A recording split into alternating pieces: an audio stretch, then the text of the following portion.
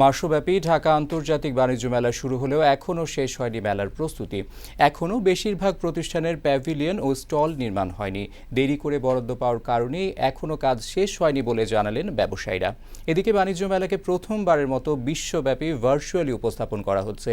Google street view থেকে যে কেউ বিশ্বের যে কোনো প্রান্ত থেকে মেলা দেখতে পারবেন।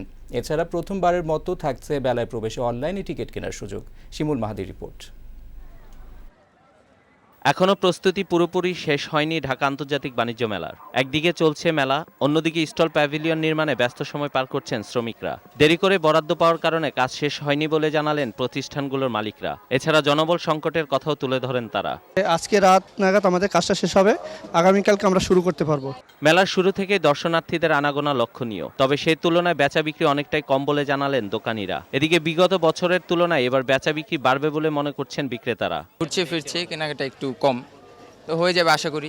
এবারও নতুন প্রজন্মের কাছে মুক্তিযুদ্ধের ইতিহাস তুলে ধরতে বঙ্গবন্ধু প্যাভিলিয়ন সহ মা ও শিশুদের জন্য রয়েছে 2টি কেন্দ্র। এতে সন্তোষ প্রকাশ করেন দর্শনার্থীরা। ইতিহাস আমরা একসাথে একত্রে আমরা বিভিন্ন ছবির মাধ্যমে আমরা পাইতেছি, এটা খুবই আমাদের জন্য আনন্দের ব্যাপার। এদিকে বাণিজ্য মেলাকে এবার প্রথমবারের মতো বিশ্বব্যাপী ভার্চুয়ালি উপস্থাপন করা হচ্ছে। গুগল স্ট্রিট ভিউ থেকে যে কেউ বিশ্বের যে কোনো প্রান্ত থেকে মেলা দেখতে পারবেন। মেলায় নিরাপত্তায় থাকছে আইনশৃঙ্খলা বাহিনীর কড়া নজরদারি। এবারই প্রথমবারের মতো থাকছে মেলায় প্রবেশে অনলাইনে টিকিট কেনার সুযোগ। শিমুল মাহাদি, বৈশাখী সংবাদ।